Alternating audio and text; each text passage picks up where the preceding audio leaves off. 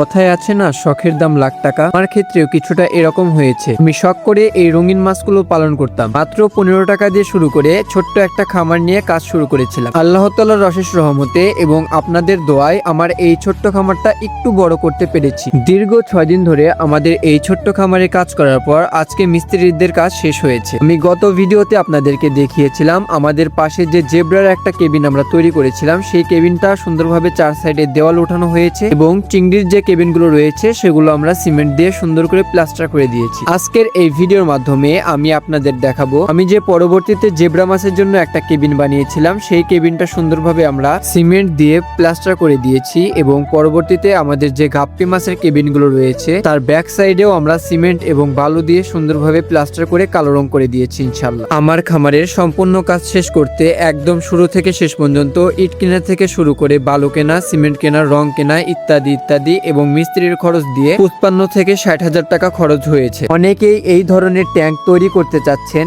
এবং আমার ভিডিওতে কমেন্ট করতেছেন এবং আমার ইনবক্সে SMS দিচ্ছেন আমার এই সম্পূর্ণ কাজ শেষ করতে কত টাকা লেগেছে। আজ আমি হিসাব করে দেখলাম আমাদের একদম A to Z খরচগুলো হিসাব করার পর আমি দেখলাম 55 থেকে 60,000 টাকা খরচ হয়েছে। আসলে শখ করে 15 টাকা দিয়ে একটা গাপ্পি মাছ কিনেছিলাম, আস্তে আস্তে এই পর্যন্ত নিয়ে এসেছি। এই পর্যন্ত আসার পথটা মোটেও সহজ ছিল না। প্রায় 7 বছর ধরে আমি এই রঙিন মাছের জগতের সাথে জড়িত। আমি আস্তে আস্তে এই মাছের রোগ সম্পর্কে জেনেছি এবং এই মাছগুলো পালন করার পদ্ধতি জেনেছি। এখন আলহামদুলিল্লাহ আপনাদের দোয়ায় অনেকগুলো ভেরিয়েন্টের গাপ্পি মাছ আমরা কালেক্ট করতে পেরেছি। আমাদের এই ফার্মের কাজ শেষ হলে আমাদের প্রত্যেকটা কেবিন পানি দিয়ে কিছুদিন রেখে দেব, যাতে এই সব সিমেন্টের ক্ষতিকর দিকগুলো নষ্ট হয়ে যায় এবং সেই পানির মধ্যে দিয়ে চলে যায়। পরবর্তীতে নতুন করে আবার পানি দিয়ে সেখানে আমরা মিথিয়ান ব্লু দিয়ে তারপর আমরা সেখানে মাছ ছাড়বো ইনশাল্লাহ। এই সাথে আপনাদের অসংখ্য ধন্যবাদ। আপনাদের ভালোবাসা ছাড়া এবং আল্লাহ তাআলার অশেষ রহমত ছাড়া এত দূর আসা কোনোভাবেই সম্ভব ছিল না। আমি আমার স্থান থেকে সর্বোচ্চ চেষ্টা করব যাতে আপনাদেরকে বেস্ট কোয়ালিটির মাছ